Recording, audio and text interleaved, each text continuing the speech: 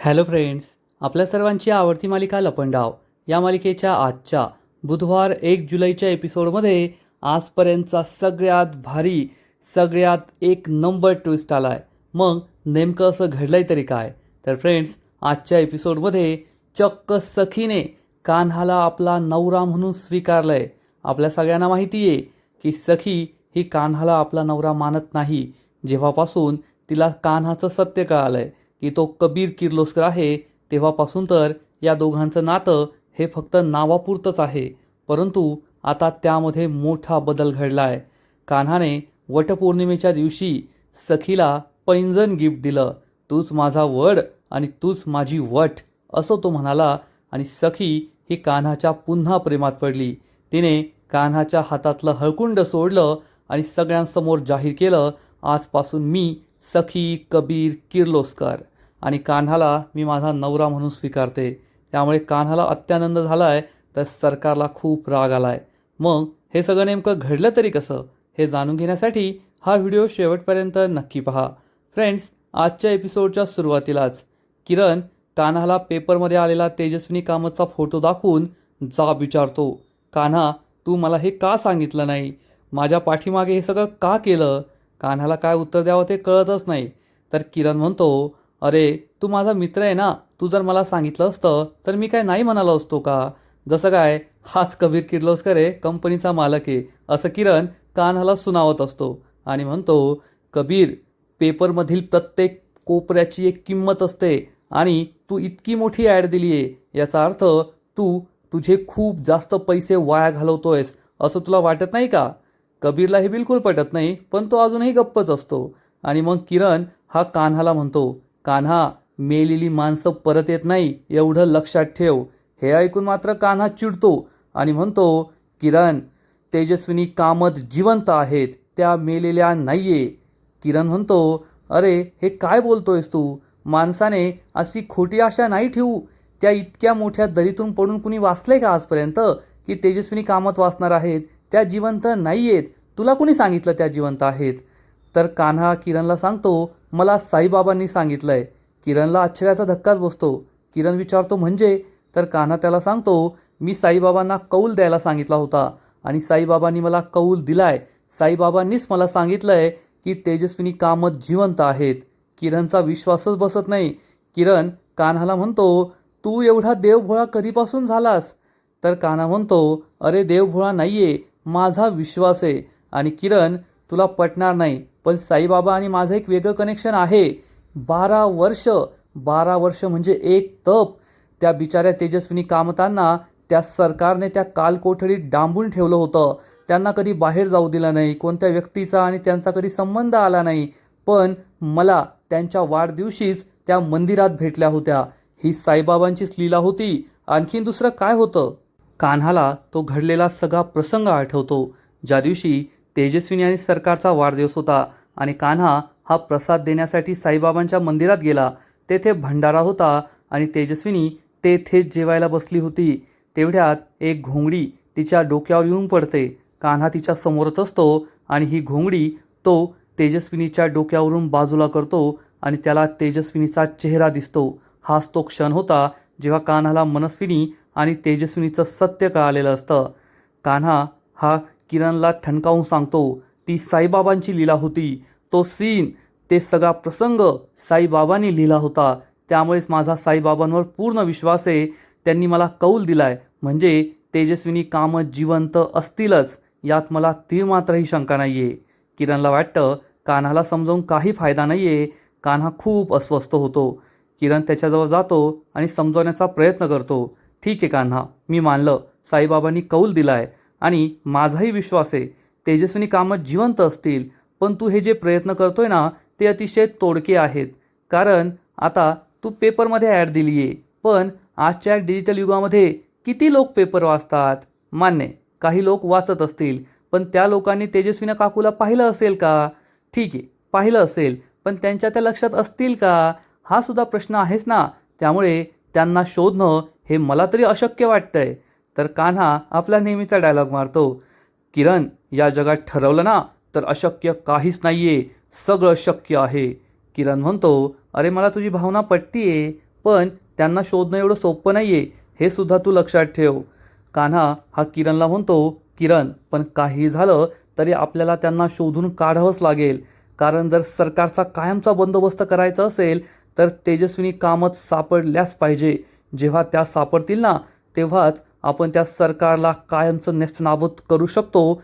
सरकारविरुद्ध त्या सगळ्यात मोठी साक्ष, सगळ्यात मोठा पुरावा देऊ शकतात. किरणला सुद्धा हे पटतं, पण आता तेजस्विनी कशी सापडेल हाच प्रश्न या दोघांना पडतो. आणि इकडे सरकारच्या घरी सरकार एका कामवाल्या बाईला नोकरी द्यायला बोलून घेते. ही बाई चांगलीच आगाऊ असते आणि म्हणते, ओ मॅडम, पेपरमध्ये ॲड वाचली म्हणून येथे आले. तुम्हाला कामवाली बाई पाहिजे का? मी आहे तशी, मी सगळी कामं करते बरं का. सरकार विचारते, काय काय काम जमतात तुला? तर ही बाई पुढे पुढेच बोलत असते. म्हणते, अहो काय जमत नाही ते विचारा, सगळं जमतं आपल्याला. सरकार चिडून म्हणते, जे विचारलं तेवढं सांगायचं, जास्त नाही बोलायचं. तर ही बाई म्हणते, अहो जास्त बोलायची सवयच नाही आपल्याला. आणि तुम्ही एक लक्षात ठेवायचं, माझ्यावर दादागिरी करायची नाही. मला जेव्हा वाटेल मी तेव्हा सुट्टी घेईल, जेव्हा यायचं तेव्हा येईल, जेव्हा जायचं तेव्हा जाईल. माझ्यावर कोणती बळजबरी केलेली चालणार नाही. सरकारला मोठा धक्काच बसतो. सरकार विचारते, तू येथे मोलकरणीच्या नोकरीसाठी आली आहे की मालकिनीच्या नोकरीसाठी आली आहे? काम जमतं का जेवढं तोंड चालतं? तर ही बाई म्हणते, अहो काम सगळं जमतं, तुम्ही म्हणाल तो स्वयंपाक करू शकते मी. सरकार विचारते, बेसिक स्वयंपाक जमतो का?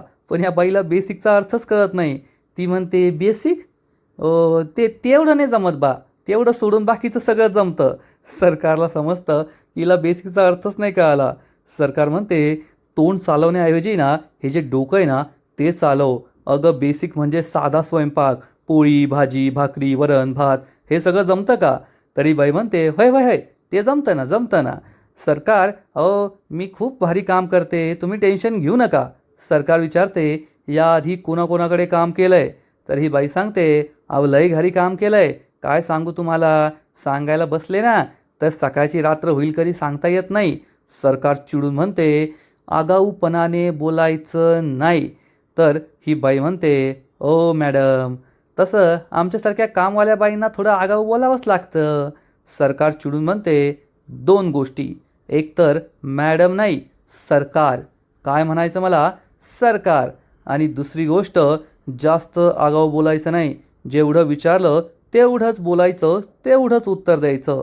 तर ही बाई चिडून म्हणते, ओ मॅडम, तुम्हाला म्हटलं ना माझ्याजवळ दादागिरी नाही करायची, नाहीतर मी निघून जाईल बरं का, मला नाही तुमच्या कामाची गरज. ही बाई जाऊ लागते. तर सरकार म्हणते, सांगितलंय ना, गप उभं राहायचा. जोपर्यंत मी जायला सांगत नाही तोपर्यंत जायचं नाही. पण ही बाई सरकारच्या वर चढ असते आणि म्हणते, तुम्ही नाही सांगितलं तरी मी जातीये, असं म्हणून ही बाई निघून जाते. सरकारला खूप राग येतो. टेबलवर काहीतरी ठेवलेलं असतं.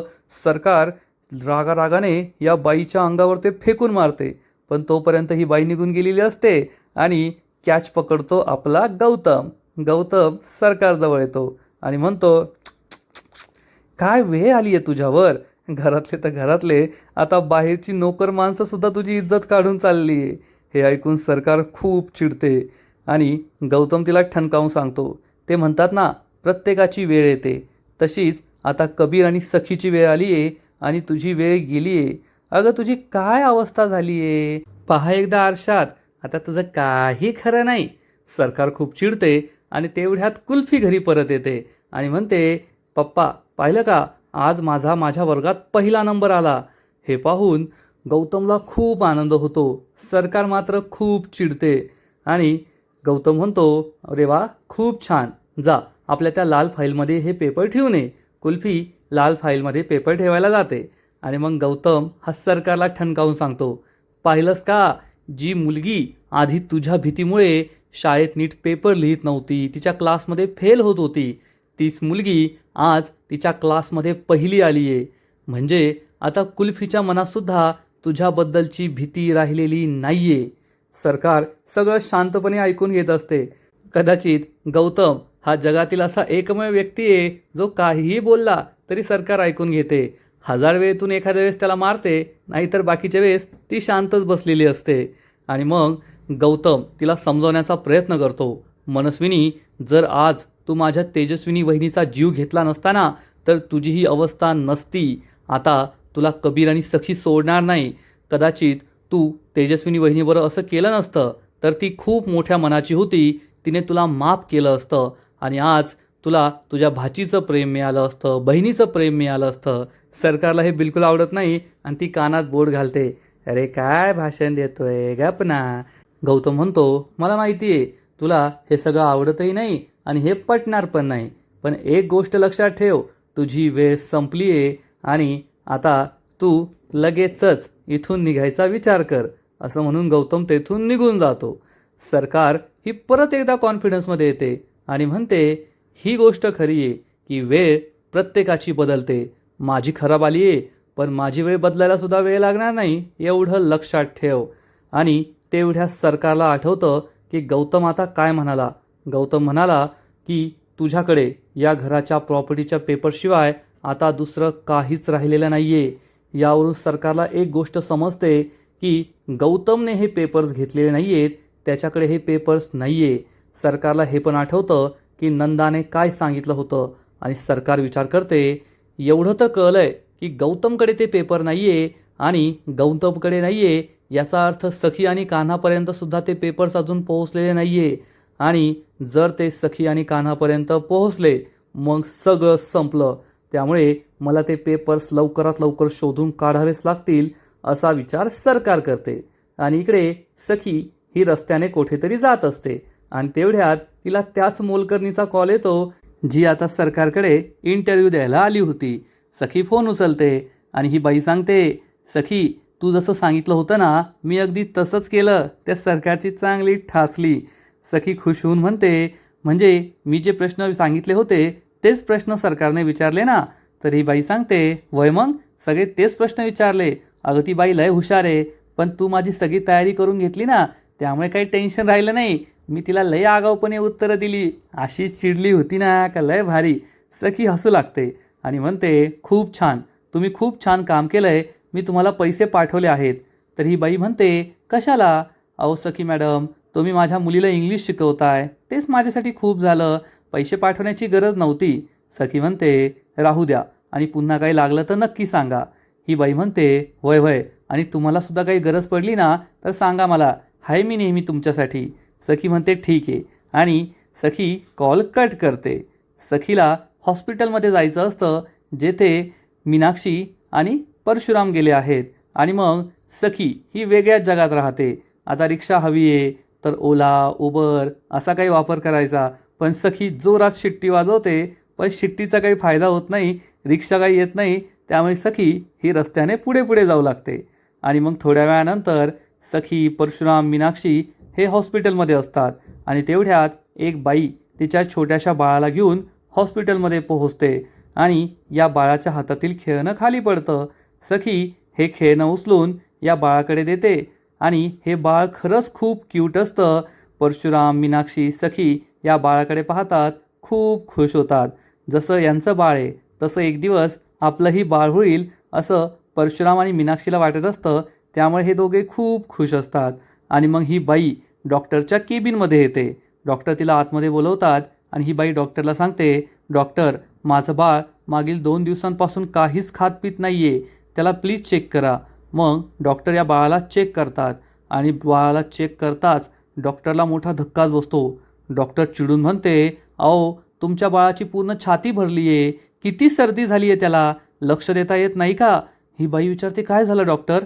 डॉक्टर सांगतात, अहो त्याला निमोनिया झाला आहे, पहा त्याची नखंसुद्धा निळी पडली आहे, खात पितच नाही तर त्याला श्वास घ्यायला सुद्धा त्रास होतोय, तुम्हाला बाळाला आत्ताच्या आत्ता ॲडमिट करावं लागेल हॉस्पिटलमध्ये. या बाईला मोठा धक्काच बसतो. बाई विचारते, हॉस्पिटलमध्ये ॲडमिट करावं लागेल. डॉक्टर सांगतात, हो, नाहीतर बाळाच्या जीवाला धोकासुद्धा होऊ शकतो बरं का, तुम्ही त्याला लवकरात लवकर ॲडमिट करा. ही बाई म्हणते, ठीक आहे डॉक्टर, मी माझ्या घरच्यांना विचारून येते. डॉक्टर म्हणतात, तुम्हाला जे काही विचारायचं आहे, जे काही सांगायचं ते लवकरात लवकर करा, नाहीतर बाळाची अवस्था आणखीन बिघडेल बरं. ही बाई हो म्हणते आणि तेथून निघून जाते. मग डॉक्टर रिसेप्शनवर कॉल करतात आणि पुढच्या पेशंटला आतमध्ये पाठवायला सांगतात. आणि मग थोड्याच वेळात परशुराम, मीनाक्षी आणि सखी डॉक्टरच्या केबिनमध्ये येतात. आणि सखी डॉक्टरला विचारते, डॉक्टर, या दोघांचे रिपोर्ट्स आलेत ना, तुम्ही चेक केलेत ना, हे आईबाबा बनू शकतात ना? परशुराम आणि मीनाक्षी खूप खुश असतात, पॉझिटिव्ह असतात. डॉक्टर म्हणते हो रिपोर्ट्स आलेत. डॉक्टर हे रिपोर्ट्स बाहेर काढते आणि या दोघांवर सगळ्यात मोठा बॉम्ब टाकते. डॉक्टर या दोघांना सांगते, तुमच्या दोघांचे रिपोर्ट्स आले आहेत, मी चेक केलेत, पण तुम्ही आई बाबा होण्याचा विचार सोडून दिलेलाच बरा. हे ऐकून परशुराम, मीनाक्षी, सखी यांना जबर धक्काच बसतो. मीनाक्षी खूप दुःखी होते. परशुरामला सुद्धा वाईट वाटतं. सखीचा सुद्धा विश्वास बसत नाही की कालपर्यंत ज्या डॉक्टर म्हणत होत्या की त्यांना बाळ होऊ शकतं, त्याच डॉक्टर आता बाळ होण्याचा विचार सोडून द्या असं का बोलताय? हेच टेन्शन, हाच प्रश्न सखीला पडतो. आणि इकडे सरकार ही आपल्या घरामध्ये प्रॉपर्टीचे पेपर शोधत असते. या ड्रॉवरमध्ये पहा, त्या कपाटात पहा, ती सगळीकडे शोधाशोध करत असते. आणि त्याच वेळेस कुल्फी ही तेथे येते. तिला काहीतरी खायचं असतं. ती किचनमधून बाहेर निघणार तर तिला सरकार दिसते. सरकारला या ड्रॉवरमध्ये काही सापडत नाही. त्यामुळे सरकार म्हणते, प्रॉपर्टीचे पेपर्स कोठे गेले? संपूर्ण घरभर शोधलं, पण हे प्रॉपर्टीचे पेपर्स काही सापडत नाहीये. जमिनीने गिळलं की आकाशाने खाल्लं तेच कळत नाहीये. आणि कुल्फी हे ऐकते. कुल्फी विचार करते, प्रॉपर्टीचे पेपर्स?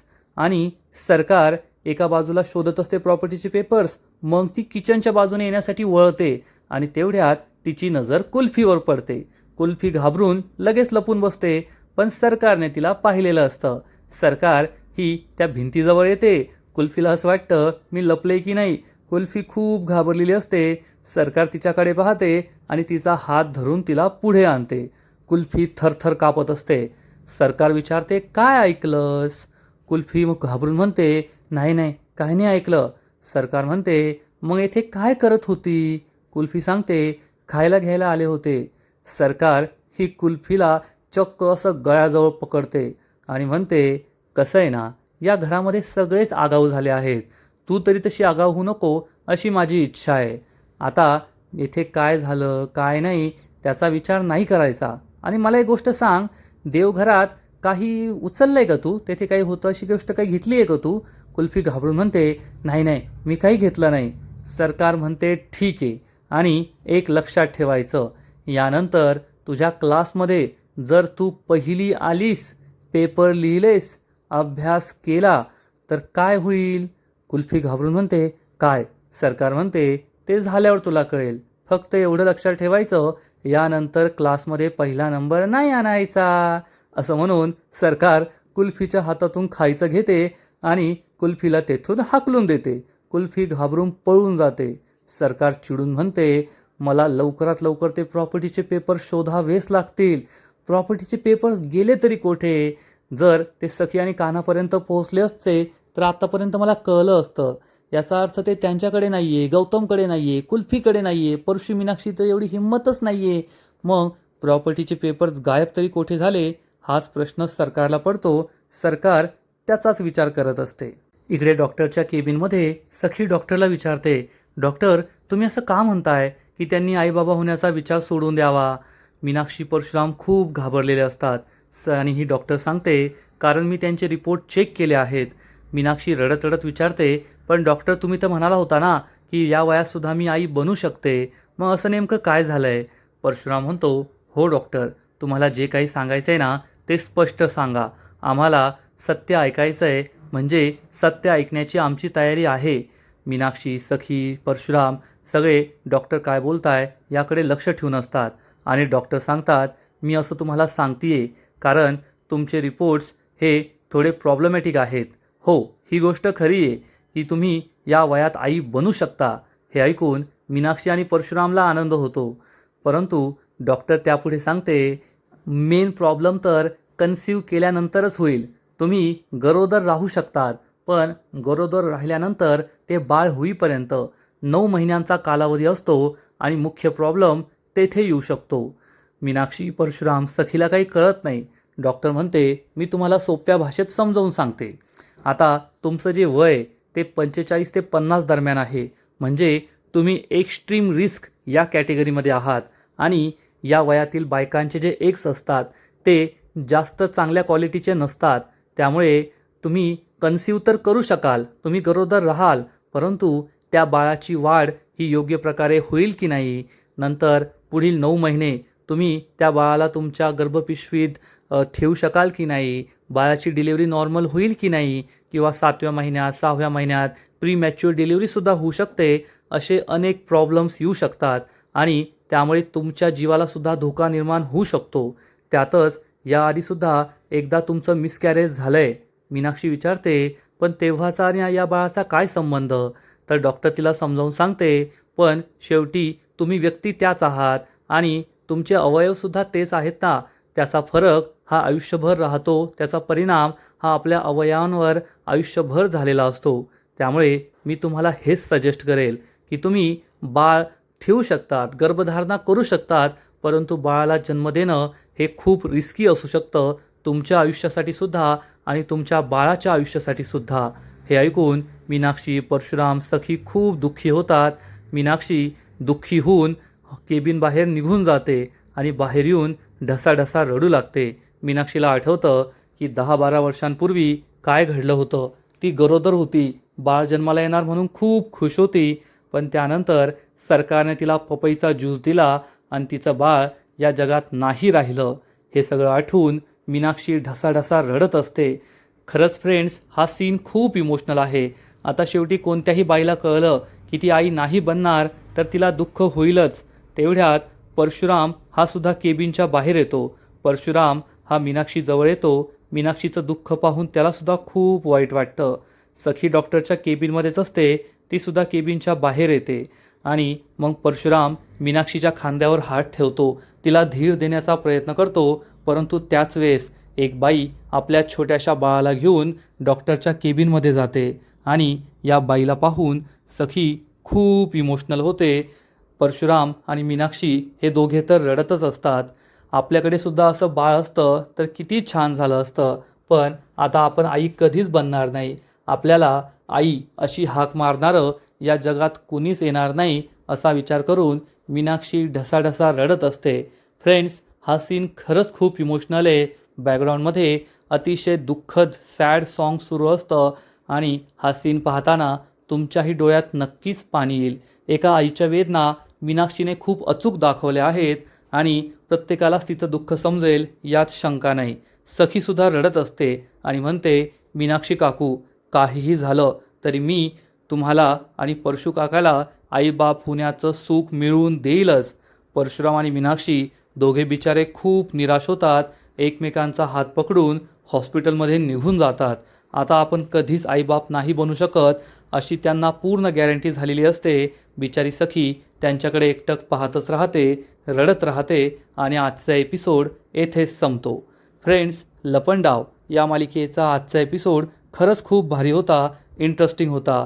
सखी ही मीनाक्षी आणि परशुरामसाठी खूप काही करत होती, पण शेवटी नशिबात जे असतं तेच होतं. जर परशुराम आणि मीनाक्षी आईबाबा बनू शकत नसतील तर सखीने कितीही प्रयत्न केले तरी त्याचा फायदा होणार नाही, एवढं मात्र नक्की.